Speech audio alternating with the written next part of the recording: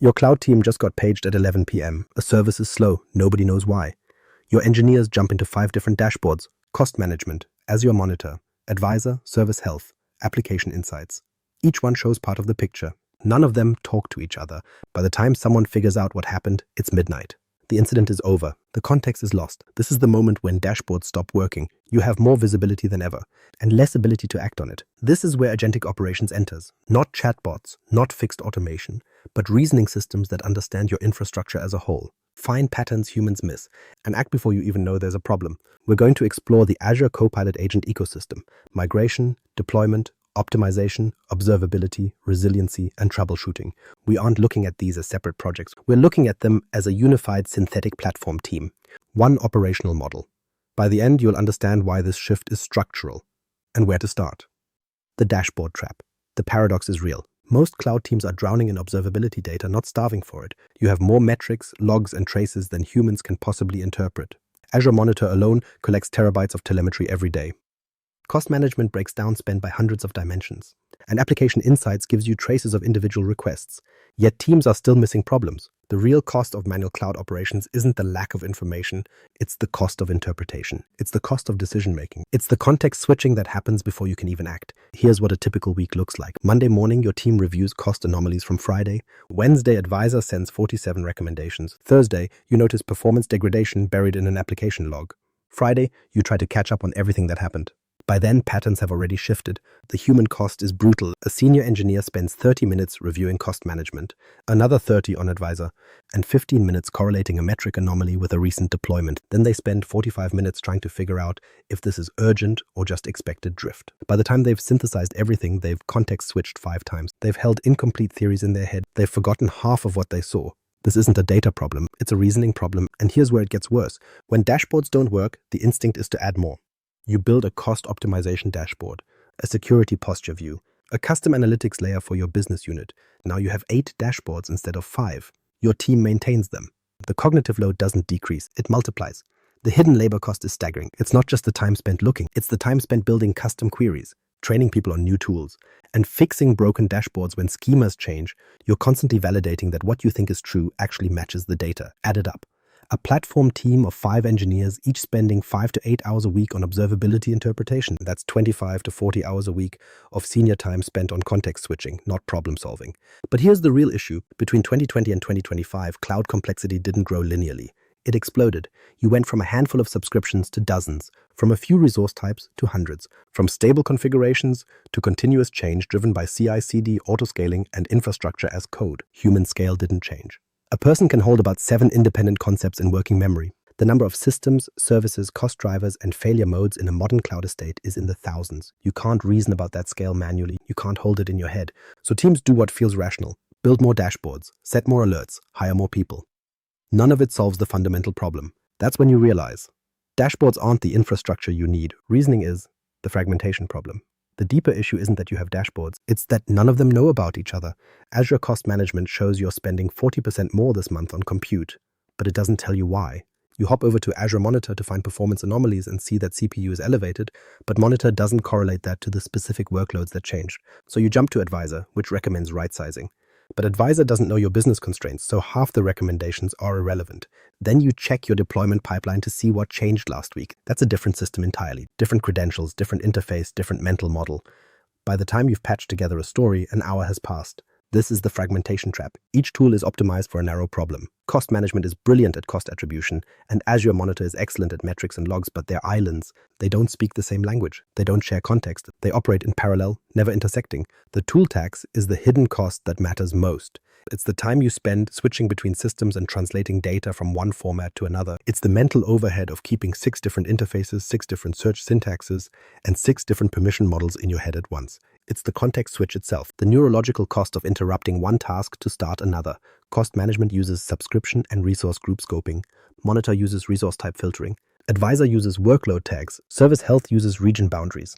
Each has a different mental model of what matters, and your brain has to constantly shift between these frameworks. That constant reorientation is exhausting. This is why platform teams are stretched thin, even when they have good budgets. It's not that they lack tools, it's that the tools don't integrate. So every investigation requires manual synthesis, every decision requires jumping between contexts, and every action requires translating from one system's language to another's.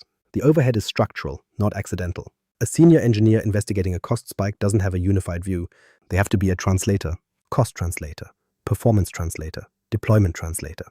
The translation overhead is invisible in budgeting, but it dominates the actual work, and it scales with complexity. Each tool also has its own training curve and its own best practices. Your team needs someone who understands cost management deeply, someone else who knows Monitor inside out, and another person who's fluent in advisor logic. That's 3 specialists to cover 3 domains. When that person leaves, the knowledge walks out the door. You're building individual dependencies, not institutional capability. The cognitive load compounds. You're not just managing cloud infrastructure, you're managing a fragmented tool ecosystem. You're maintaining mental bridges between disconnected systems and spending time on plumbing instead of problem solving. But here's the problem. This fragmentation doesn't just slow you down. It actively prevents you from seeing patterns that span multiple systems. A cost spike that correlates with a deployment, that correlates with a performance change. You might never see that connection because you're investigating each signal in isolation. The pattern itself becomes invisible. That pattern stays hidden until someone manually connects it. And by then, the moment has passed. From reactive to perpetually reactive. The core flaw in manual cloud operations isn't that you're reacting. It's that you're reacting on a schedule that doesn't match reality. Here's how most organizations operate their cloud. Monday morning at 9 a.m., the platform team holds a cost review. They pull last Friday's data, look for anomalies, and create tickets. Wednesday afternoon is the performance triage meeting where they review the previous week's alert logs to determine which are actionable. Monthly optimization sprints happen the first week of the month for things like reserved instance reviews and cleanup of orphaned resources, weekly security checks, quarterly disaster recovery validation. This cadence made sense once. In a world where infrastructure changed slowly and deployments happened quarterly, you could batch your observations. You could wait until the next review cycle. That world doesn't exist anymore. Your cloud isn't static, it's changing constantly. Deployments happen multiple times a day via CI/CD, and auto-scaling rules spin up and tear down resources in minutes. Traffic patterns shift hourly, and code changes propagate across services in seconds. Your cloud is a living, breathing system that operates in real time, but your oversight doesn't. Your oversight happens in batches. This creates a critical gap. When a cost anomaly starts on Tuesday at 2 a.m., your review doesn't happen until Monday morning. That's 6 days of continuous drift. A workload that's misconfigured on Thursday doesn't show up in your optimization sprint until the 1st of next month. A security gap that opens during a deployment propagates for a full week until your next security check. During that gap, the problem compounds. Let's look at cost drift as a concrete example. A misconfigured auto-scaling rule causes instances to spin up during off-peak hours. On Tuesday, it costs an extra $50. By Wednesday, it's $100. By Thursday, $300. By Friday, you're at $1,000. By Monday, when you review costs, you've spent $4,000 on something that should have been caught and fixed in hours. Now multiply that by dozens of services, dozens of potential misconfigurations, dozens of gaps between when the problem emerges and when humans notice it. Performance degradation works the same way. A dependency starts returning slower responses on Wednesday morning, and your application starts timing out requests. Users experience latency, and the problem is real and immediate, but your performance triage doesn't happen until Wednesday afternoon. By then, users have already complained. Some have switched to a competitor. Your reputation has a blemish, all because you were waiting for a scheduled meeting. Security gaps compound faster. A configuration change accidentally opens a storage account to public read on Thursday at 11 p.m. Your security review happens Friday morning, which means for 12 hours, that data was exposed. If someone was scanning for accessible resources, they found yours. By the time you've reviewed and fixed it, the damage is done. This is why you're perpetually reactive, not because your team isn't trying, but because your oversight model is asynchronous while your infrastructure is synchronous. The math becomes untenable at scale. With a handful of services, batch reviews might catch most problems before they cascade. But with hundreds of services and thousands of resources, batch-oriented oversight is structurally broken. You're trying to manage a real-time system with periodic observation. The faster your infrastructure changes, the wider the gap between when problems emerge and when you discover them. The wider that gap, the more compounding damage occurs. This is why the phrase, "we'll catch it in the next review cycle," is no longer acceptable. In cloud operations, next cycle might be a week away, and a week is an eternity in the pace at which infrastructure now changes. The only solution is to move from batch-oriented observation to continuous reasoning, not continuous monitoring. You already have that. Continuous reasoning about what the monitoring tells you. You need systems that look at the data as it arrives and reason about patterns in real time. Systems that identify problems before they compound and act immediately, rather than waiting for the next scheduled review. That's agentic operations, what agentic operations actually means. There is a common fear that AI agents are coming for your job. People imagine a future of lights-out infrastructure where machines make every decision and engineers are just optional. But that is not what is happening here. The reality is much more interesting. You are not just building another layer of automation or a new way to orchestrate tasks. You are building a reasoning layer. Think about how you investigate a problem right now. A user says the app is slow. You start digging, you check the CPU, you look at memory pressure and network latency. You scan the logs for errors. You form a theory that maybe it is a bad database query or a resource bottleneck. You test that theory, you rule things out, and you finally find the root cause. That entire process is exactly what an agent does. It gathers signals, it reasons about what they mean, it forms a hypothesis and tests it. And it does this continuously at a massive scale across hundreds of problems at the same time. An agent pulls in real-time data from Monitor and cost details from cost management. It looks at your configuration through the ARM API and checks recent deployment logs. It does not just dump this into a database to sit there. It reasons over that data the second it arrives. Because the agent understands context, it sees the bigger picture. It knows that a spike in storage costs right after a code deployment combined with high network traffic tells a specific story. You used to have to jump between 5 different dashboards to find those connections, but the agent sees them automatically. Once it understands the situation, the agent takes action. For low-risk tasks like turning off an unused resource, it just does it. For high-impact changes, it brings you a proposal. It shows you the logic. It says, here is the signal I saw, here is why it matters, and here is what I recommend we do. You are no longer starting from scratch as a detective. The agent has done the heavy lifting, and now you are the one validating and deciding. This is a shift from observing your systems to having a conversation with them. Instead of hunting through logs to build a theory, you talk to a system that already understands your infrastructure. You ask a question, and it gives you an answer backed by evidence. You explain a business priority, and it adjusts its recommendations to match. The big difference between this and old-school automation is that agents are not rule-based. A rule says, if CPU hits 80%, then scale out. That is brittle logic that breaks when the situation changes. An agent asks what that CPU spike actually means for this specific workload at this specific time. If a reporting service spikes at 9 a.m. on a Monday, the agent knows that is normal and probably does not need a scale event. If a customer API spikes at 2 a.m., it knows that is a problem and starts investigating. Rules follow instructions, but agents understand context. Security and governance are built into the foundation of this model. Every agent has its own Entra ID identity with the bare minimum permissions it needs to do its job. An optimization agent can suggest a smaller instance size, but it cannot delete your database or mess with your firewall. It stays inside a strict envelope of least privilege. Even when you approve an action, the agent only executes that specific task within its constrained scope. You keep total control. This is also why these are not just chatbots. A chatbot is a one-off conversation where you ask a question, get an answer, and it forgets you exist. An agent is different because it is continuous. It stays active, tracking your infrastructure over long periods and learning the unique patterns of your environment. It remembers what happened last month and uses that knowledge to understand what is happening right now. Azure Copilot agents take this even further by working as a team. They are not isolated. The migration agent shares what it learns with the optimization agent. The deployment agent picks up insights from the resiliency agent. They are not 6 separate tools you have to manage. They are 6 specialists working together in a coordinated squad. When you have that kind of continuous reasoning happening across your entire stack at speeds no human team could ever match, the entire game changes. The agent fabric concept. If you aren't careful, you might accidentally build 6 separate agents that don't talk to each other. You would just be trading one kind of silos for another. Instead of your cost tools not talking to your monitoring tools, you would have an optimization agent that has no idea what the observability agent is doing. The Azure Copilot ecosystem is designed to prevent that. You aren't just getting a bunch of isolated specialists. You are getting a coordinated fabric. It is less like hiring 6 independent contractors and more like building a high-performing platform team. Everyone knows their specific role, they know how to hand off work to the person next to them, and they all see the same big picture. This is how that fabric actually functions in the real world. The migration agent starts by handling the discovery and planning phase. It maps out your dependencies and figures out the right sequence to move things. When the move is done, it doesn't just walk away. It hands all that context over to the deployment agent. It explains exactly what needs to go where and what the constraints are. The deployment agent then uses that info to build infrastructure based on the well-architected framework. It writes the actual bicep or Terraform code so your environment is production ready from day one. Once everything is live, the optimization agent steps in. This isn't a brand new investigation. It is a natural handoff. Because the deployment agent already recorded why and how things were built, the optimization agent can compare that design to how people are actually using it. It might see a workload only using 30% of its capacity and suggest a cheaper path that still respects the original architecture. It isn't giving you generic advice.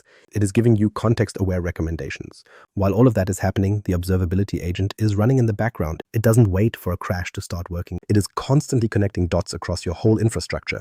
If the optimization agent wants to change a setting, the observability agent already has the performance baseline ready to go. If the resiliency agent finds a weakness, the observability agent can simulate exactly what would happen if that part of the system failed. When an incident does occur, the troubleshooting agent gets a full report on exactly what the environment looked like seconds before the break. The resiliency agent is plugged into the same flow. It isn't doing isolated reviews once a quarter. It looks at the architecture from the deployment agent and the real-time traffic from the observability agent. If it notices a service is missing redundancy, it doesn't just flag it as an error. It checks your cost limits through the optimization agent and suggests a fix that is both safe and affordable. And when a system inevitably fails, the troubleshooting agent has the ultimate advantage. It sees the migration history, the deployment choices, and every recent optimization. It has the real-time telemetry and the resiliency config all in one view. It isn't trying to solve a puzzle with missing pieces.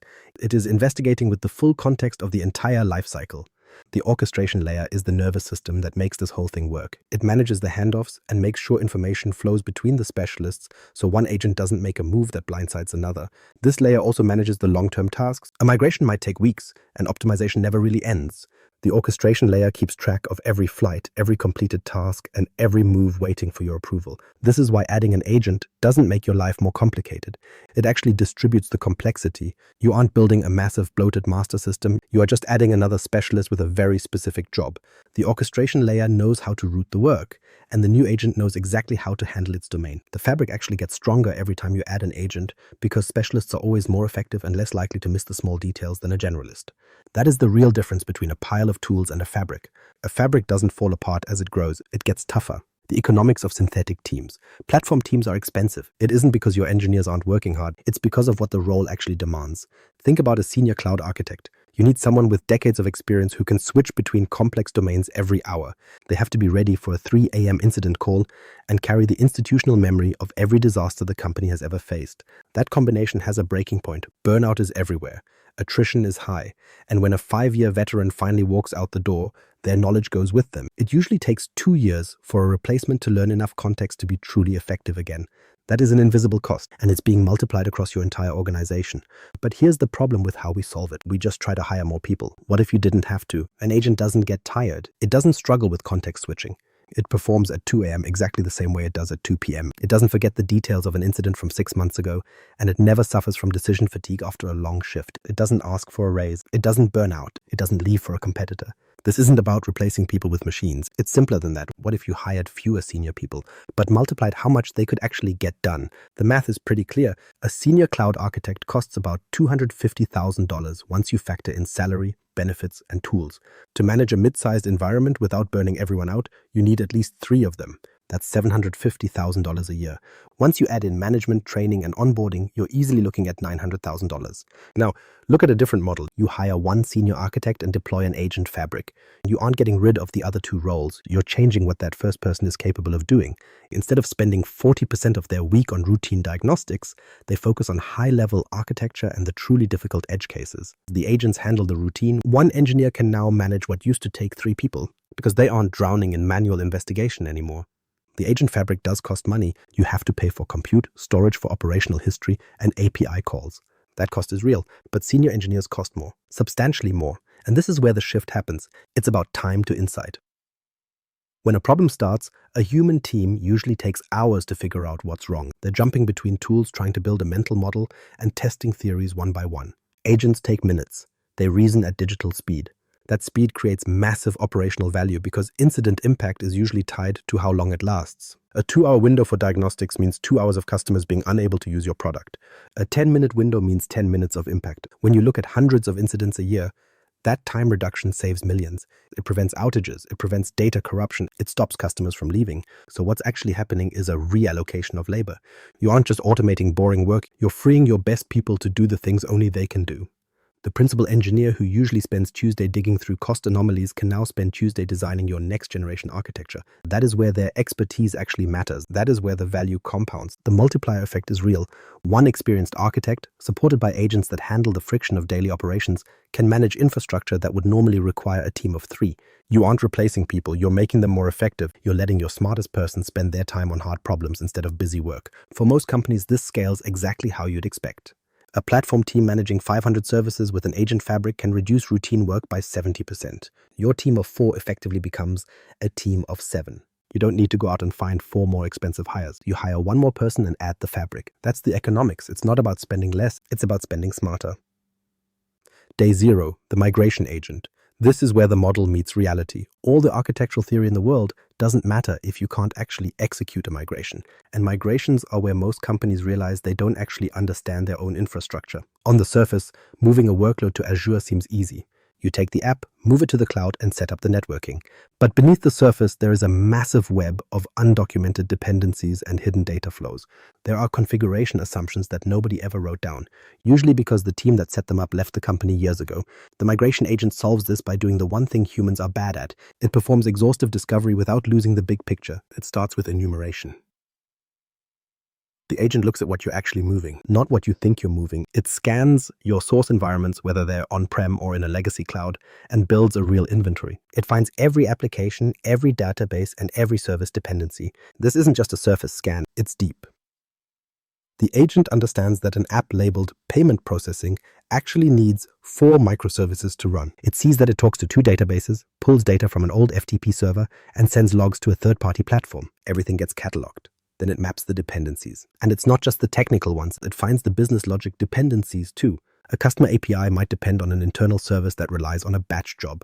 That job runs at 2 a.m. and needs a file to be in a very specific folder. The chain is a mess.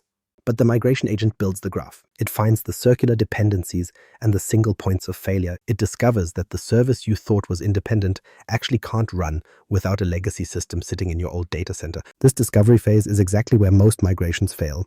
Teams guess at what connects to what.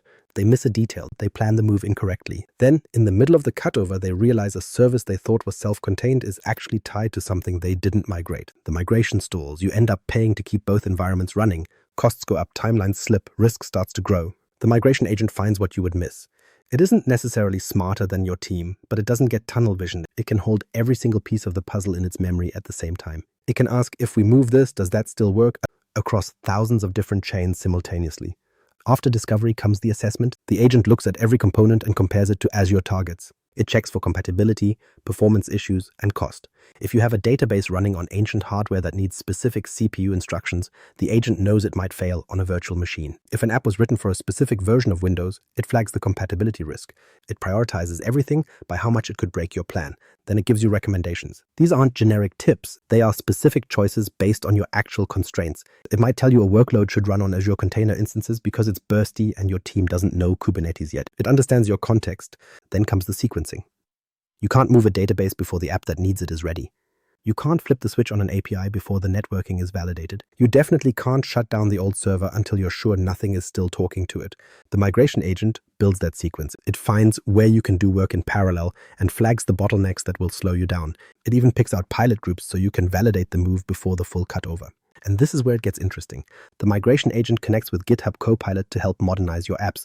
As it looks at your workloads, it finds opportunities to fix things. An old monolithic app might be a great candidate for microservices.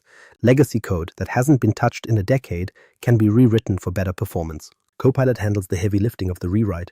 Your humans validate the code. The agent coordinates the entire process. The result is a massive shift in speed. The work that usually takes 6 weeks, the meetings, the documentation, the design, and the risk checks, the agent finishes in a few days. It doesn't cut corners, it just removes the human bottlenecks. And it keeps a record of everything. The plan becomes an artifact. The reasoning becomes your new documentation. You aren't just getting a migration plan. You're getting institutional knowledge about your own systems that you never had before.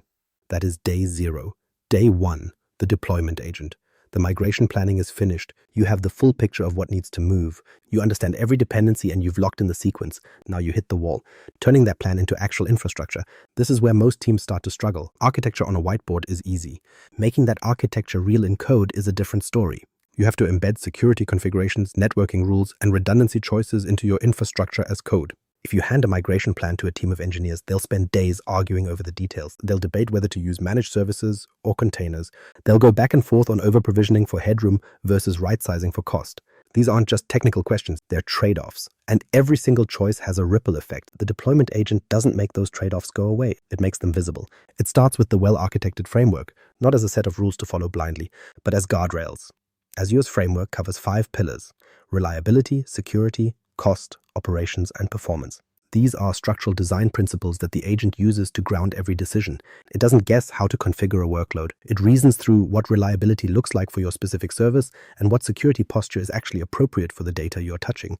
From that foundation, the agent starts making decisions. It looks at the workload and weighs the alternatives. Should this run on virtual machines for control, or app service for simplicity? Maybe Kubernetes for orchestration? Each path has a cost. Virtual machines give you control but increase your operational overhead. Container instances are simple, but they don't handle stateful services well. The agent doesn't just pick a winner, it shows you the logic. You see the cost, the burden on your team, and the security surface area. You see the trade-offs clearly. When you say a service is mission critical, the agent knows exactly what that means for the architecture. Multi-zone deployment stops being an option and becomes a requirement. Automated failover is no longer a nice to have. If you tell the agent to minimize complexity, it shifts the balance toward managed services even if the price goes up. The agent recalibrates everything based on your specific constraints. Then it generates the code. Terraform, Bicep, ARM templates. The agent doesn't just suggest a design, it writes the code that builds it. This isn't a skeletal template that your engineers have to finish later. It's production-ready code that reflects your network topology, your security requirements, and your naming conventions. This matters because handwritten code is fragile. Engineers are human. They forget firewall rules. They misconfigure load balances. They deploy databases without encryption or leave storage accounts wide open. Every one of those mistakes is a security gap waiting to be found. The deployment agent doesn't have those blind spots. It applies patterns consistently across every resource it creates. The friction just disappears. In the old model, deployment meant weeks of architecture reviews and manual testing. It was a 6-week cycle of fixing and iterating. The deployment agent does this in days. It builds the code. You review it, you approve it, you deploy it. It's not cutting corners. It's just getting the synthesis right the first time. What used to take 5 meetings between architects and engineers is now 1 validated artifact. That's day 1. Day 2 and beyond, the optimization agent. The migration is over. The deployment is live. Your infrastructure is finally running. But then the moment happens that everyone forgets to plan for. Continuous operation. Here's the problem with infrastructure. Nothing stays the same. Traffic patterns shift. Seasonal demand changes. Your teams optimize their code or try new approaches. What made sense on day 1 is usually inefficient by day 30. A service that needed high CPU might suddenly need more memory after an update. A database you right-size for launch might sit at 30% capacity because customers aren't using a feature the way you expected.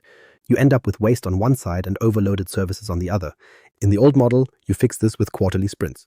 Finance wants to cut costs, so engineering spends a week auditing cloud spend. You have 1 week to find savings and implement them, but that means for the other 12 weeks of the quarter, your efficiency is drifting.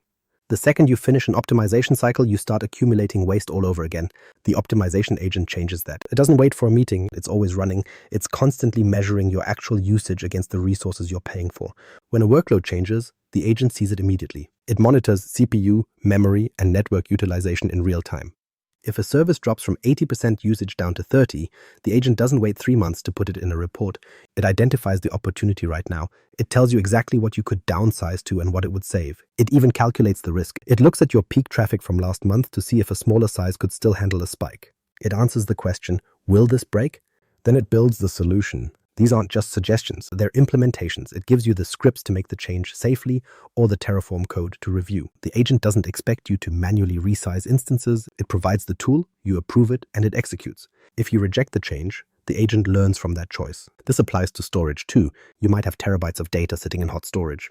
The agent looks at the logs and sees that 70% of it hasn't been touched in 6 months. It proposes moving that data to a cool tier where it costs 1/10 of the price. It shows you the timeline and the trade-off. Lower cost for slower access. You decide if that works and the agent handles the move.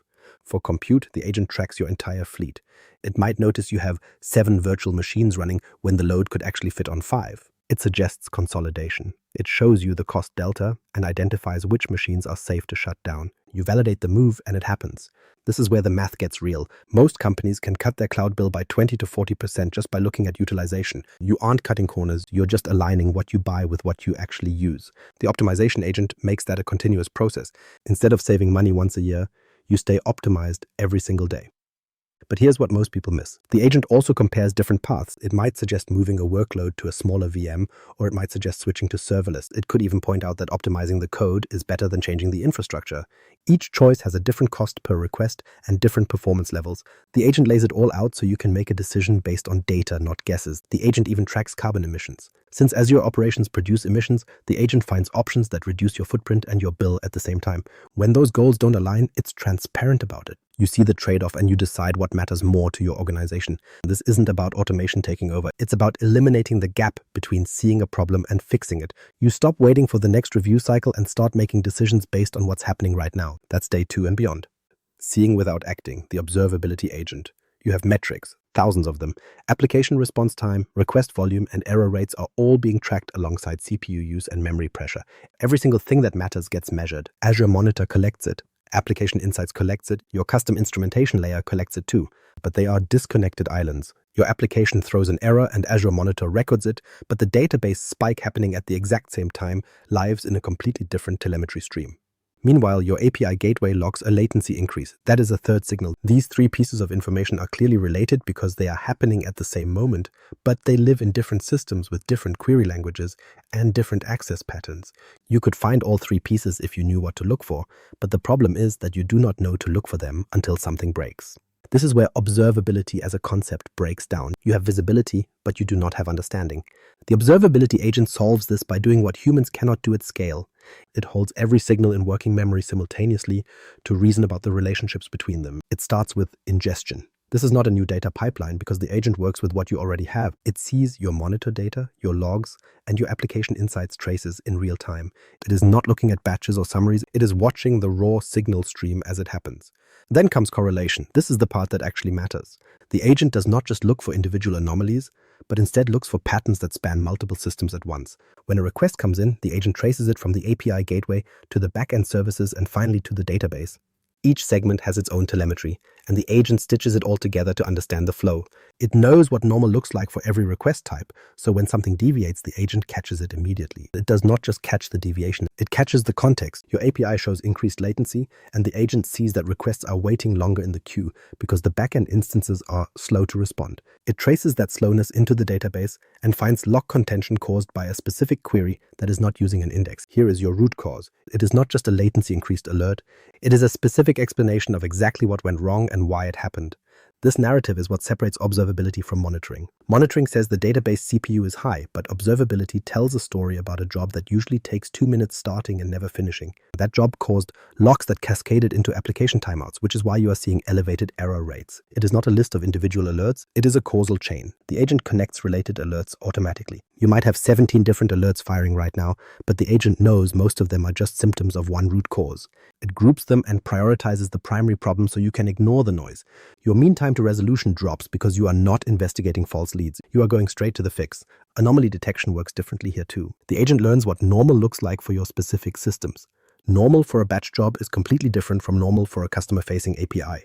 Your database might run at 70% CPU, and that is fine because that is how you sized it, but another service spiking to 50% might be alarming. The agent understands these contexts. It is not applying generic thresholds. It is learning your environment, and it is doing all of this continuously. It is not waiting for a dashboard refresh or analyzing batched data later tonight. It is happening right now as the signals arrive. The moment an anomaly pattern forms, the agent sees it. You get alerting measured in seconds instead of hours. What used to take a team hours to diagnose now takes the agent minutes. It has already gathered the logs, correlated the metrics, and checked the deployment history to build a timeline. You do not have to be a detective anymore because the observability agent did that work for you. Preventing failure. The resiliency agent. There is a fundamental difference between reliability and resilience. Reliability is about not breaking, but resilience is about surviving when things inevitably do. Most infrastructure conversations focus on the wrong problem. You invest in monitoring and build runbooks for common failures, but all of that planning is for what happens after something breaks. Here's what is actually true. The best failure is the one that never happens, and the second best is the one your system absorbs without anyone noticing. The resiliency agent operates at the design level instead of the response level. It asks questions your architecture review might miss. It wants to know what happens if an entire availability zone goes down. This is not a maybe scenario. Azure data centers suffer zone-wide outages just like AWS and Google do. It is a matter of when, not if. When that happens, are your critical services still running? Most teams have to answer no because their infrastructure lives in a single zone by accident. The resiliency agent finds these gaps and flags them. Then it goes further. It does not just identify the gap, but it helps you understand the trade-offs. Adding zone redundancy costs more money and makes things more complex. Latency might increase slightly because requests have to route across zones, but your customers stay online and your business continues. The agent shows you this calculation so you can decide if the trade-off is acceptable. If you say yes, the agent provides the path to implement it. The same thinking applies to your backup and disaster recovery. You have databases and you probably have backups, but the resiliency agent asks if you can actually restore from them. It wants to know if you have tested the process and how long it takes. Your backup strategy might look fine on paper until you discover a restore takes 6 hours while your requirement is only 1 hour. The agent identifies these mismatches before a disaster actually strikes. It reviews your backup topology to see if your data is stored in the same region as the primary source. If the whole region fails, your backups are gone too. The agent recommends geo-redundant backup. It is not free, but it closes a critical gap. When you approve that change, the agent orchestrates it. Backup policies get updated and replication gets configured without you needing a manual checklist.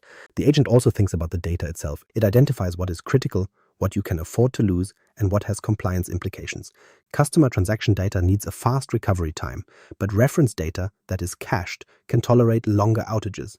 The agent understands these distinctions and tailors the strategy accordingly.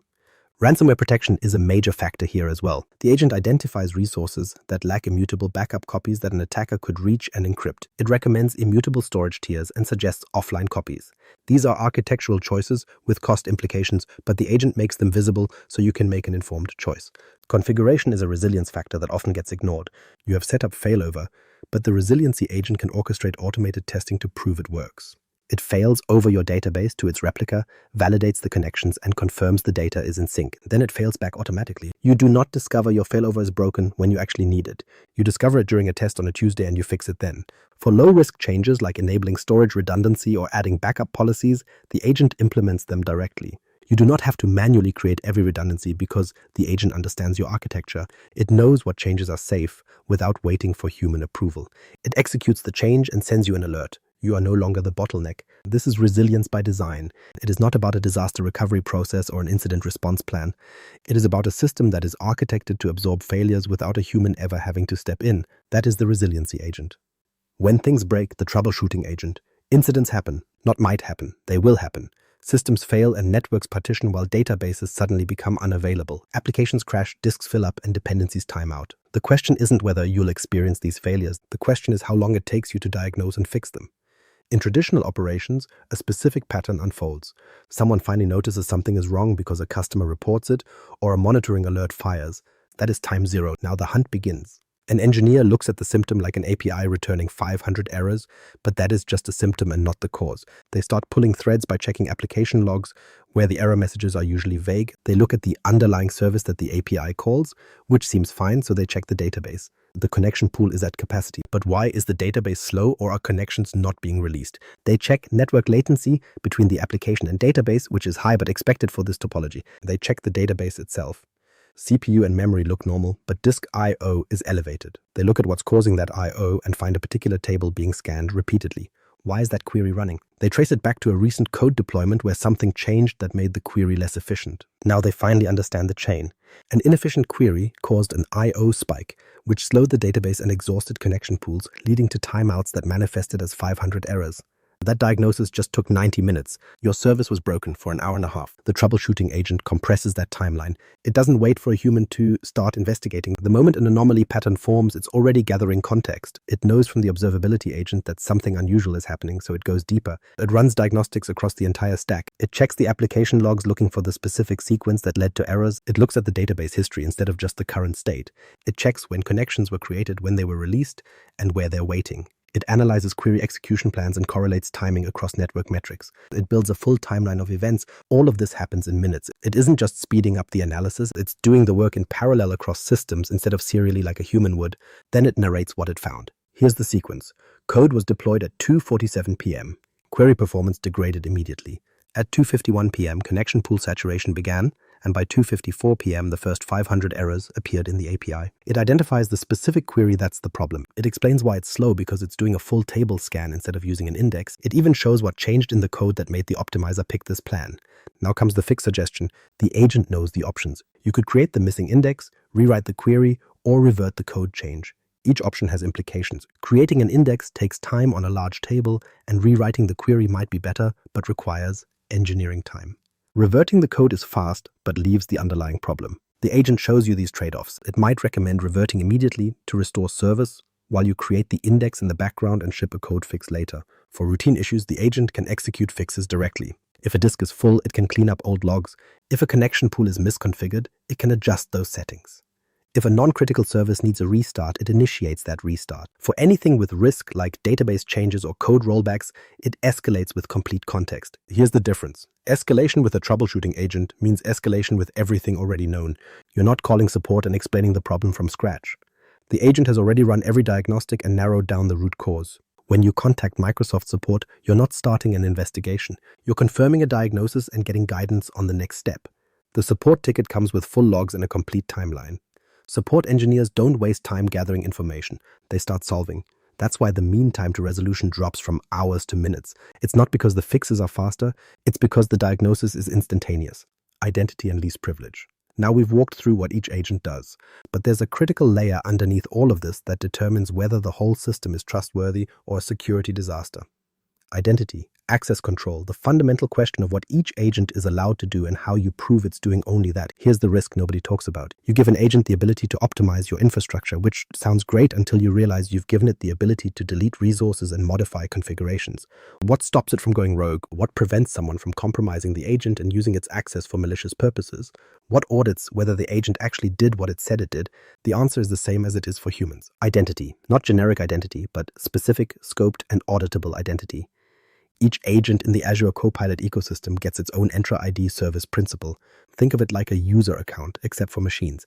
That agent authenticates to Azure using that identity. It doesn't use a shared credential or a backdoor access method. It presents itself as the migration agent with a specific identity requesting permission to read data from certain subscriptions. Azure validates that. It checks the service principal and the permissions it has to enforce access. The agent can only do what that principal is explicitly authorized to do. Here's where it gets precise. The optimization agent needs to read cost data and resource metrics to propose right-sizing changes. It doesn't need to delete resources, access Key Vault, or modify user accounts. So its service principal gets exactly those permissions. It can read cost data from cost management and pull monitor metrics. It can call specific API endpoints that handle resource resizing, but nothing more. This is least privilege at the identity layer. The migration agent needs different permissions. It needs to scan your on-premises environment and understand Azure target capacity to propose architectural choices. It needs broad read access to discover what you have, but it doesn't need write access to production infrastructure. Its principal gets read-heavy permissions across discovery tools, while write access is scoped to a specific migration staging resource group where it can build test deployments. The troubleshooting agent needs real-time access to monitor data, logs, and diagnostics. It needs to run system commands on VMs to gather information, but it doesn't need to modify firewall rules or access your databases. Its principal gets specifically scoped permissions to invoke diagnostics and query telemetry without being invasive. This is where governance stops being manual and starts being structural. You're not relying on the agent to behave nicely. You're using the identity layer to make misbehavior technically impossible. The agent can't delete a resource even if it wanted to because its service principal lacks the permission. If someone compromises the agent, their access is bounded. They can do exactly what that principle allows and nothing more. When an agent needs to take action on your behalf, it doesn't escalate to your permissions. It acts under its own identity, using only the permissions you've explicitly granted it. Every action gets logged under that agent's identity. You see in your audit logs that the optimization agent resized a specific VM at 3:47 p.m. It doesn't just say someone changed the VM, it says this specific agent made this change at this time. This matters operationally because it enables safe delegation. You can set a policy that the optimization agent can right-size any non-production resource. That's one policy applied across potentially thousands of resources. The agent operates within that boundary automatically. You don't write 1,000 rules. You write one policy, and identity enforcement makes it real. It also enables control. If you discover an agent is making bad decisions, you don't have to shut down the entire system. You simply modify its service principal to remove permissions. The agent immediately loses the ability to act while you keep other agents running normally. If you discover a new type of work the agent should handle, you grant it a new permission scope. The agent gains capability without any code changes. And it's auditable by design. Azure logs every API call made by every service principal. You can trace exactly what the agent did and when. You can prove to auditors that resources were modified only by authorized agents under specific permissions on specific dates. Compliance becomes structural instead of procedural. That's identity and least privilege at the foundation of agentic operations. The orchestration layer. Your agents have their identities, they have their permissions, they know their jobs. But there is a fundamental problem. How do they actually work together? You have a problem coming in. How does it get to the right specialist? One agent finishes a task, but the work spans 3 different domains. How does the handoff happen? And if an operation takes days to finish, how does the system remember where it left off? That is the orchestration layer. It is the connective tissue. It turns a collection of isolated tools into a coordinated unit. It starts with discovery. Something in your infrastructure changes, a deployment finishes, a cost anomaly pops up, or a performance metric spikes. These signals hit the orchestration layer. This isn't a passive system waiting for instructions. It is actively watching your signal streams. When a pattern matches a known problem, the orchestration layer recognizes it. A cost spike arrives, and the system knows this is a job for the optimization agent. An error floods the logs, and the system knows the troubleshooting agent needs to investigate. But discovery isn't always that simple. Sometimes the signal is messy. Performance drops. Is that an infrastructure problem for the optimization agent, or an architecture flaw for the resiliency agent? The orchestration layer uses context to figure it out. It looks at recent deployments and infrastructure changes to find correlations. It routes the work based on where the root cause is most likely to be. Routing is where you see the coordination happen. The orchestration layer knows what each agent can handle. It doesn't just look at specialization. It looks at current capacity. If the migration agent is buried in a massive discovery task, new work goes into a queue. It doesn't overload the agent. If the optimization agent has pending changes, waiting for a human to click approve, the system routes new finds to a different instance. The load balancing is intelligent, not mechanical. When work moves between agents, the orchestration layer manages the handoff. The migration agent might find a hidden dependency that needs architectural advice. It doesn't just dump the problem, it creates a structured handoff for the deployment agent. It says, here is the problem, here is the context I found, and here is exactly what I need from you. The deployment agent doesn't start from zero. It starts exactly where the previous agent stopped. State management is the invisible part that makes long-running work possible. A migration can take weeks. The orchestration layer tracks the state of that entire operation. It knows if you are in discovery, assessment, or execution. It remembers every decision and every pending approval. If the orchestration layer itself fails, the system doesn't lose your progress. State persists. When things come back online, operations resume from the last known step instead of starting over. The reasoning engine is where the advanced intelligence lives. The orchestration layer uses deep reasoning models, not just basic pattern matching. It thinks about which jobs need doing and which agent has the right context. Traditional routing rules are brittle. A rule might say, if CPU spikes, tell the troubleshooting agent. That is too simple. A reasoning model understands that a CPU spike at 3 a.m. during a batch job is normal. But that same spike in an API tier is a crisis. The model understands the nuance that rules miss. Multi-agent coordination adds a layer of complexity. When one agent acts, it changes the world for everyone else. If the optimization agent shrinks a service, the observability agent has to change its baseline for what normal looks like. The agents aren't working in a vacuum. The orchestration layer makes every action visible. Agents can see what their peers have done recently, and they adjust their own reasoning to match the new reality. That coordination is why the fabric actually works. Data flow and governance. Now we have to talk about the question that keeps security teams awake at night. What data do these agents see? And more importantly, who is in control? Agents need access to your infrastructure to be useful. The migration agent can't help you if it can't see your environment. The optimization agent can't save you money if it doesn't know what you're running. But that access is a massive responsibility. You need a guarantee on what they can see, what they do with it, and who holds the keys. Azure builds this on your identity. The agents don't use a hidden system account with God mode privileges. They use you. This is the core of the model. When an agent looks at your cost data, it only happens because you are logged in and have permission to see it. The agent borrows your context. It cannot see anything you can't see, and it cannot do anything you aren't authorized to do. The data sources are the systems you already use every day. Azure Resource Manager holds your configuration. Monitor tracks your metrics. Log Analytics stores your logs. The agents talk to these systems using the same APIs your engineers use. There is nothing proprietary or hidden here. It is all standard Azure APIs running under your authentication. This means governance isn't a new thing you have to learn. It isn't bolted on. It is your existing Azure governance applied to the agents. If your Azure policy requires encryption on every storage account, the deployment agent follows that rule. When it writes code, it includes the encryption. If your RBAC settings block people from touching production, those same walls block the agents. An agent cannot give itself more power than you already have. Compliance works the same way. You stay compliant by controlling who sees what. Agents live inside those same boundaries. If PCI rules say certain data must stay isolated, the agents inherit that isolation. If HIPAA requires encryption at rest, the agents respect it. You don't have to build special rules for AI. The rules you already have apply everywhere. But there is a specific detail that matters for privacy, and that is your conversation history. When you talk to an agent, those questions are data. Microsoft has to store them somewhere. Or the agent would forget what you said 2 minutes ago. usually. That history lives in storage managed by Microsoft for some organizations. That is a deal breaker. So Azure lets you bring your own storage. You set up a storage account in your own subscription. You control the access. You manage the encryption keys and the retention policies. Microsoft has zero access to those conversations. The agents can still read the history to keep the context, but it happens in your house, under your lock and key. Compliance becomes part of the structure. You can prove to an auditor that your AI conversations are stored in your own infrastructure. Data residency works the same way. If your data must stay in the European Union or a specific state, those aren't just suggestions. They are legal requirements. Azure policy enforces those boundaries. When an agent works in your subscription, it sees those policies.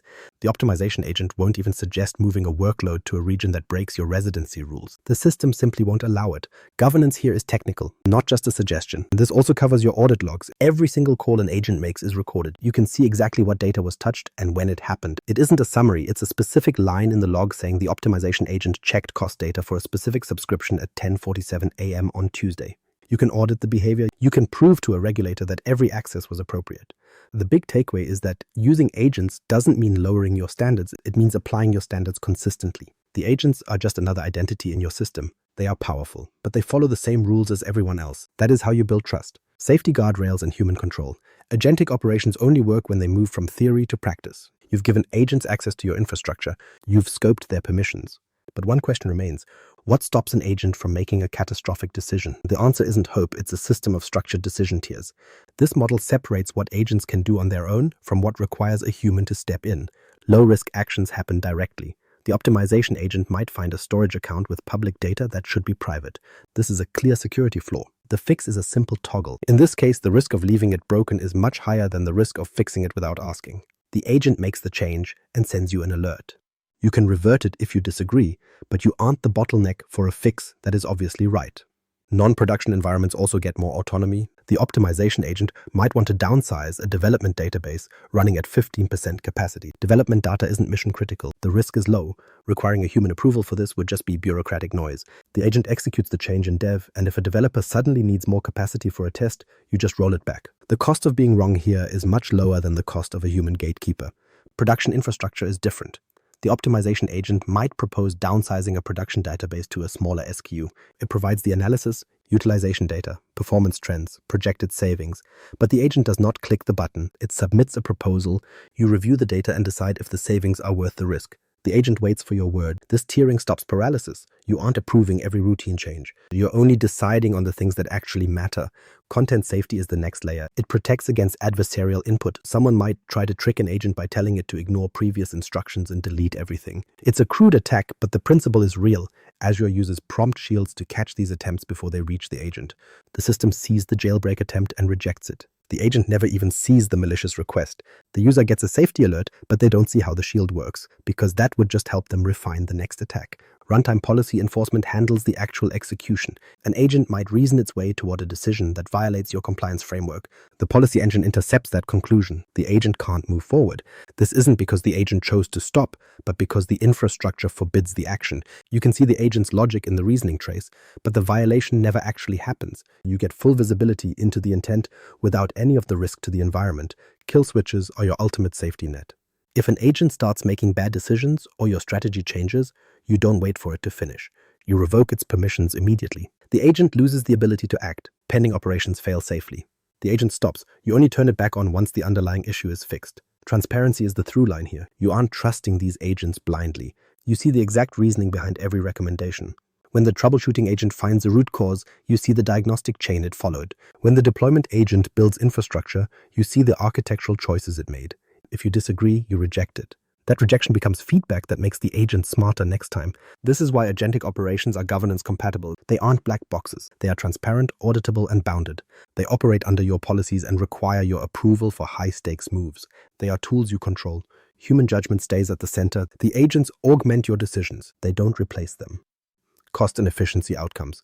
The promise of agentic operations sounds great, but does it actually work? What really changes when you move to an agent-orchestrated fabric? The migration timeline is the best example.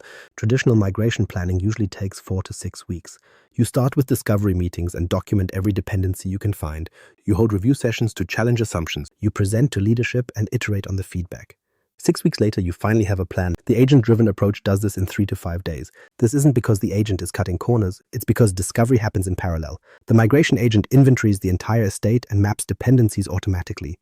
It sees risks that humans miss because it can process every piece of data at once. The plan isn't less rigorous, it's just faster because the analysis is finished on day one. Deployment validation offers a different kind of win. Traditional deployments require an engineer to manually check a long list of requirements. Is encryption on? Are the firewall rules right? Are the tags correct? This is a slow manual process where details get missed. The deployment agent validates the entire setup against the well-architected framework automatically. It understands the architecture end to end. What used to take hours of manual review is now a background check. The system catches misconfigurations before the deployment even starts. The cost savings are where the impact becomes tangible. Most organizations can cut 30 to 40% of their cloud spend just by aligning infrastructure to actual use. This isn't even aggressive optimization, it's just basic hygiene. You right-size VMs running at 30%. You consolidate databases with extra capacity. You shut down dev environments after hours. These are obvious moves, but humans rarely have the time to find them all. An optimization agent finds them constantly. For a mid-sized company spending $5 million a year, that's $1.5 million back in the budget. That isn't a theoretical number. It's real margin you can use for new projects. Incident response is another area that changes. When something breaks, you have 2 phases, detection and diagnosis. Monitoring tools are good at detection. They tell you when a metric is red, but humans struggle with the diagnosis. You pull logs and check recent deployments to find out what happened. 30 minutes go by, and you're still just trying to understand the root cause. The troubleshooting agent changes that. By the time you even see the alert, the agent has already correlated the signals and identified the cause. Investigation takes minutes instead of hours. You move straight to the fix. For customer-facing apps, every minute saved is revenue you didn't lose.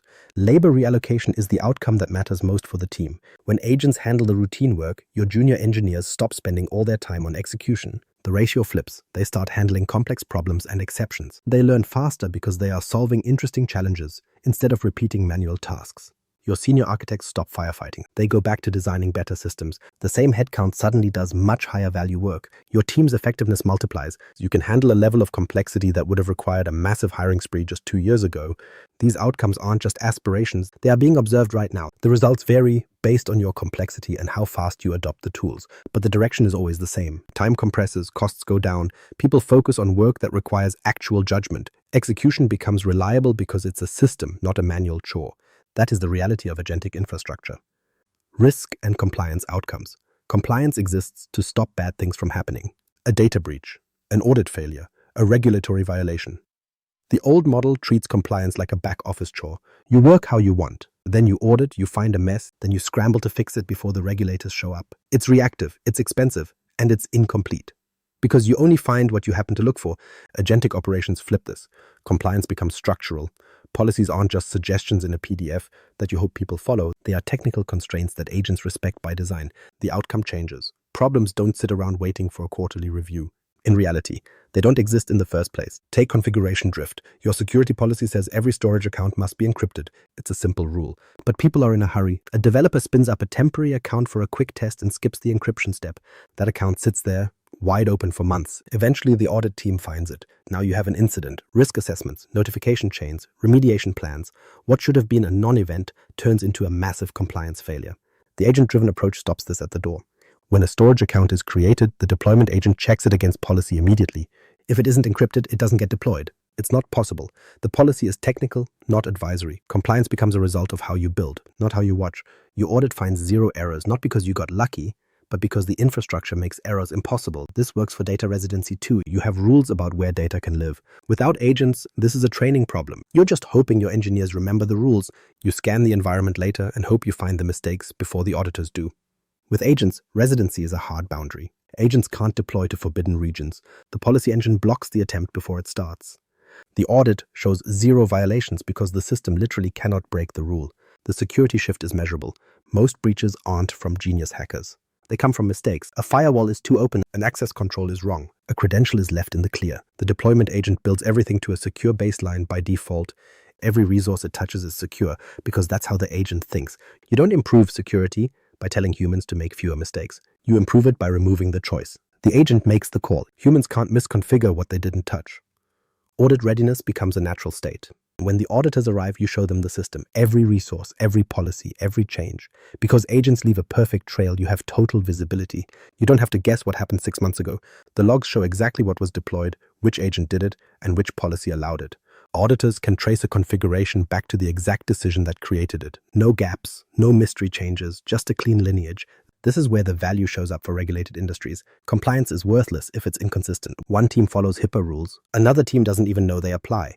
An agent-driven setup makes alignment automatic. If HIPAA applies to a subscription, the policy enforces it on every single resource. Encryption, logging, retention, it's all uniform. The policy layer doesn't care who is doing the work. It applies everywhere. The risk reduction here is massive, but it's quiet. Every mistake your team didn't make is a disaster you avoided. Every policy the agent clarified is a violation that never happened. These aren't exciting stories, they are silent wins. And that's what real compliance looks like. Not finding problems in an audit, but making sure they never exist. Organizational outcomes. Infrastructure is only half the story. The real shift happens inside the building. How your teams work, what they focus on, whether your best people stay or burn out. Platform teams are stretched thin. That's not an exaggeration, it's structural. You have a small group of senior engineers, but the cloud grows every day. Demands pile up. On-call shifts get harder. As the system gets more complex, your team either grows or it breaks. Growing is expensive. Breaking is worse. Agentic operations change the math. Agents handle the repetitive execution. A migration that used to take an engineer weeks now happens in the background. Deployments that needed a 10-page checklist are now verified by the system. Optimization reviews run constantly without anyone clicking a button. The work doesn't go away. The agent just does it. Your team moves from doing the work to overseeing it. From execution to governance. They stop asking, how do we deploy this, and start asking, is this meeting our standards? This sounds like a theory until you see it in practice. Your on-call engineer used to spend most of an incident just hunting for data, pulling logs, checking metrics, trying to figure out what happened when. Now, the troubleshooting agent does that in seconds. The engineer joins a call with the diagnosis already finished. They skip the investigation and go straight to the fix. An incident that used to kill 4 hours now takes 45 minutes. Not because the fix was faster, but because the diagnosis was instant. This is how senior architects stop firefighting. Your best people have been stuck in a reactive loop for years. Something breaks, they drop everything, they fix it. Agentic operations create breathing room. Systems fix themselves. Incidents are contained. Problems are stopped before they start. Your architects spend less time at 2 a.m. fixing a server and more time designing systems that won't break at 2 a.m. They can finally think long-term. They can mentor the junior staff instead of just surviving the day. The impact on morale is huge. Engineers want to solve hard problems. They don't want to run the same manual checks 1,000 times. Agents take the boring stuff. The humans keep the complex stuff. Work becomes interesting again. Retention goes up. The burnout that comes from endless triage is replaced by a sense of actual progress. This also turns knowledge into an asset. When a senior engineer leaves, they usually take their brain with them. The models, the patterns, the tribal knowledge, in the old world, that's just gone. You hire a replacement and they spend months trying to catch up. Agents capture that knowledge. The agent's behavior is the decision logic. When the migration agent checks an app, it's using years of experience baked into its code. When the deployment agent builds a network, it's following the well-architected framework. That wisdom doesn't leave when the person does, it stays in the agent. New hires inherit it on day one. Onboarding gets a lot faster. Usually, a new engineer spends a month just learning where the buttons are. They shadow people, they ask a million questions, they work on safe projects. A new engineer with agents has help from the start. The deployment agent explains why a certain architecture was chosen, the troubleshooting agent shows them how to find a bug. The optimization agent explains the trade-offs in cost. They can work on real problems in their first week because the agents provide the guardrails. They reach full speed in weeks, not months. The culture is the biggest change. Organizations with this tech think differently. They move from reactive to proactive, from what's broken to what's preventable. The default question changes. It's no longer, how do we respond faster? It's, how do we make sure this never happens again? That mindset shift changes everything. It changes who you hire. It changes what you value. It changes the future of the company. That's the organizational outcome. Starting small, the first agent. The moment you decide to use agentic infrastructure is not the moment you deploy 6 agents across your entire company. That's how programs fail. You get overwhelmed, you try to coordinate too many moving pieces, and you burn through your political capital. Then you declare failure and return to the old model. Successful organizations start small. 1 agent, 1 problem, 1 non-critical environment. You build momentum and learn what works before you ever think about expanding. So here's the strategic question. Which agent solves your most painful operational problem? Don't look for the theoretically most valuable one. Look for the one causing you the most immediate pain. The one that makes your team suffer week after week. For most organizations, this comes down to 2 choices: optimization or troubleshooting. Sometimes you might pick migration if you're in the middle of a massive cloud transition, but those first 2 are the common starting points. Optimization addresses the constant pressure to do more with less. Your finance team asks why cloud bills keep growing, your CFO wants cost reduction, and your platform team knows you're wasting money on underutilized resources. But they don't have time to find and fix it. The pain here is financial and organizational, if that sounds familiar. Start with optimization. Let it find the low-hanging fruit and generate savings to build the business case for more agents. Savings are tangible, and they fund your future. Troubleshooting addresses the pain of incidents. Your team gets paged at night, they spend hours diagnosing problems, and your customers experience downtime. The pain is operational and exhausting. If your team is constantly firefighting, the troubleshooting agent is your entry point. Faster diagnosis means faster resolution, which translates to fewer midnight pages and happier engineers. Pick one, not both. Master one agent and one problem before you move on. The environment matters too. Don't pilot in production. Find a non-critical environment where failure has consequences but not catastrophic ones. Like a staging environment or a development subscription, you need a place where you can let an agent operate with real infrastructure but where mistakes are recoverable. This gives you space to experiment while the agent makes decisions. And you learn without the risk. The baseline measurement is crucial, and it's the part most people skip. Before the agent starts operating, you have to establish what normal looks like. If you're piloting optimization, measure your current resource use and costs today. Document which resources are over-provisioned and calculate exactly how much you're spending on waste. This baseline is your control group. When the agent runs for a month, you compare the results to see if utilization improved and if costs actually declined. You can't prove value without measuring the before and after. For troubleshooting pilots, you need to baseline your incident metrics. What is your current mean time to diagnosis? How often do incidents get escalated or turn out to be false alarms? These become your comparison points. Once the agent is operating, you see if these metrics improve, so you're not guessing, you're measuring. The approval process needs to be intentional. Give the agent a scoped set of permissions. If it's optimization, maybe it can only execute changes in non-production environments. Maybe it can handle low-risk changes automatically, like tagging or shutdown scheduling, but requires a human to approve sizing changes. Be explicit about what autonomy the agent has. This clarity prevents surprises and keeps the agent from being constrained to the point of uselessness. Some autonomy is necessary, or the pilot proves nothing. Training happens on the job. Your team doesn't need weeks of preparation. They need exposure. They start using the agent, they see what it does, and they learn its strengths and limitations through feedback. This iterative learning is much more effective than a generic training session. Track the pilot carefully with weekly metrics. How many recommendations has the agent made? How many did you reject and why? Document every unexpected behavior. This isn't academic. You're building a case for expansion and you need the evidence. Run the pilot for a specific duration, maybe 90 days. Then you assess. Did the agent solve the problem? Did it create new ones? Is the ROI clear? Based on that assessment, you decide whether to move to production, add a second agent, or shut it down. The point is intentionality. Every step is measured and justified. That's how you start. Not with a grand vision of 6 coordinated agents, but with one agent, one problem, and evidence that it works. Building the fabric, from one agent to orchestration. Your first agent has been running for 90 days. The optimization agent found savings, you approved the changes, and the baseline metrics show real improvement. The pilot worked. Now comes the moment where many organizations make a strategic error. They try to deploy every other agent at the same time. Integration hell, coordination chaos, and overwhelmed teams. Don't do that. Instead, add the next agent based on what you learned from the first one. The optimization agent showed you how these systems reason about infrastructure. You saw the decision patterns and you developed trust through observation. Now pick the next agent that complements that experience. If your second pilot is migration, you're adding capability in a different phase of the life cycle. Discovery and planning rather than continuous management. The mental model is similar. Agents reason about systems and propose actions.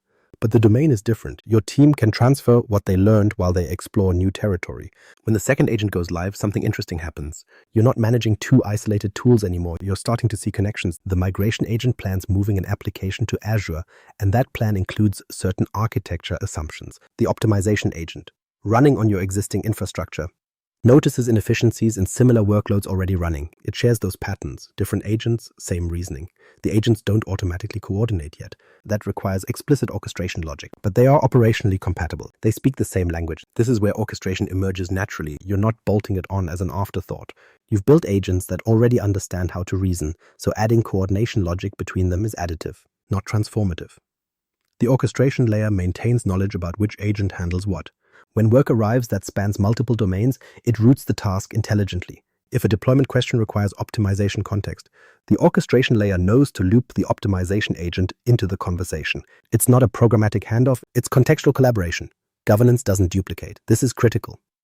Your first agent operated under a set of policies, and your second agent uses that same framework. You aren't rewriting access controls for every new agent. You're just instantiating the same governance model for a new identity. One set of Azure policies, one set of RBAC controls, and multiple agents operating under them. This is where governance scales, not by creating agent-specific rules, but by having a universal framework that agents respect by default. Your team's learning accelerates in this phase. They've worked with one agent and seen how it reasons, and they've experienced its failure modes and its strengths. When the second agent arrives, they already understand the model. They bring expectations and they spot patterns. They provide better feedback because they know what to look for.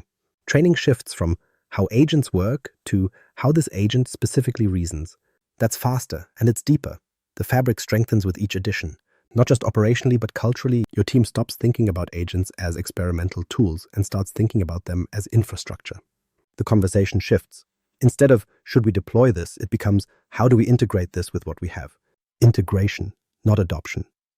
That mindset change is subtle but profound. It means people are imagining the final state, a coordinated system of agents, rather than individual tool implementations. By the time you add the fourth or fifth agent, a pattern emerges. You're not onboarding new systems. You're extending existing capacity. The orchestration layer gets more sophisticated, and agents discover each other's capabilities. They collaborate on complex work naturally because you have more context flowing through the system. The fabric becomes genuinely intelligent. This expansion phase takes months, not weeks. You add agents quarterly, you measure the impact, and you adjust policies based on what you learn. You train new team members alongside your experienced operators. The fabric gradually becomes your default way of operating. Not something special, not a pilot, just the way you do things. That transition from experiment to operating model is when you know the fabric is working. Governance and continuous improvement. An agentic fabric is not a set-and-forget system. It requires active oversight, not because agents are untrustworthy, but because operating conditions change. Your infrastructure evolves. New security threats emerge. Regulatory requirements shift. Business priorities adjust. The governance model that works today will need refinement tomorrow. Regular review cycles are structural. They aren't optional. Every week, you examine agent decisions and outcomes. You look at which recommendations the agents made and which ones the teams actually implemented. You ask what happened when they did. Were the results as predicted? Where did reality diverge from the agent's reasoning? This isn't a punitive review. It's diagnostic. You're looking for patterns. If the optimization agent consistently underestimates the performance impact of downsizing a resource, that tells you something about its reasoning model. It needs adjustment. If the deployment agent recommends an architecture pattern that worked in staging but failed in production, that's a signal about missing context. Cost tracking runs in parallel. You set budgets for agent operations. OpenAI tokens, orchestration costs, and monitoring overhead all add up. Agents themselves are expensive to run if they're inefficient. An agent that reasons deeply about every decision uses more tokens than one making quick, narrow assessments. You need visibility into that cost. You have to see where agent spending is concentrating. Is it in the agents providing the most value? Or are marginal agents consuming too many resources? Cost governance of agents is real work. Feedback loops are where continuous improvement actually happens. When you find patterns in agent decisions, you don't just document them. You provide feedback to the system. If the migration agent's recommendation for legacy dependencies missed an integration pattern your organization uses, you tell the system. You provide examples. Over time, the agent's reasoning incorporates that context. Performance improves not because the code changes, but because the system learns from feedback. This is different from training or fine-tuning. No redeployment is required. It's conversational improvement. You guide the agent's reasoning through interaction. Policy evolution follows from that learning. Your original policies made sense when you first deployed, but as you see how agents reason, you refine the boundaries. Maybe you discover that automated approvals for certain resources have never caused a problem. Your policy shifts. That category moves to autonomous execution. Conversely, maybe an agent-recommended action frequently gets rejected by humans. The agents are consistently missing a business context. Your policy tightens. You add explicit constraints that encode that context. Policies aren't static. They evolve as you learn what works. Safety culture is the through line. Your organization cannot view agents as autonomous workers you've delegated control to. That is the path to disaster. Agents are powerful tools that multiply your team's effectiveness when used carefully. They require oversight. They require human judgment about what matters. They are assistants, not replacements. The conversation with your team needs to reinforce that constantly. Agents handle routine work, not because humans are lazy, but because humans have better uses for their attention. Humans make final decisions about what matters, not because agents can't reason, but because human values and business context are irreplaceable. That cultural understanding prevents two things. It prevents underutilization, where you don't give agents enough autonomy to be useful, and it prevents over-delegation, which creates blind spots. Continuous improvement becomes the operating mode. You aren't running agents and then checking back in 6 months. You are in an active relationship with them. You're observing, you're providing feedback, you're adjusting policies, you're evolving the model as you learn. The first 6 months of agent operation teach you what the second 6 months should look like. Year 1 teaches you what year 2 should prioritize. The fabric becomes increasingly refined and attuned to your environment. That's not automation, that's partnership. The shift from dashboards to agents is structural. It's not adding one more tool to your stack. It's changing how your organization perceives and responds to infrastructure. It's moving from observation to reasoning, from batch processing to continuous adaptation. The old model was humans doing the thinking and agents executing.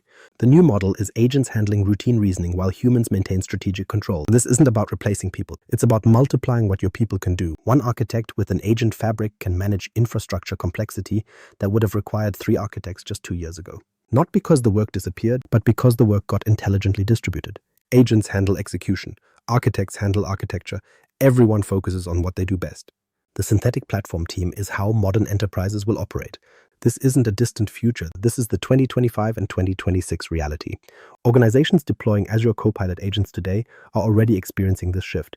They are running migrations in days instead of weeks. They are identifying cost savings continuously instead of quarterly. They are diagnosing incidents in minutes instead of hours. They aren't special. They're just early. Everyone else gets there in the next 18 months. Your transition starts with 1 agent and 1 problem, not all 6 agents across your entire organization. Pick the pain point that's wearing on your team. Find the agent that solves it. Pilot it in a non-critical environment. Measure, learn, expand. Build the fabric gradually. That's how this works. That's how you operationalize agentic infrastructure. Your next step is identification. What's your most painful operational challenge? What keeps your team up at night? What work consumes too much time for the value it creates? Find that, then ask yourself which agent solves it. That's your entry point.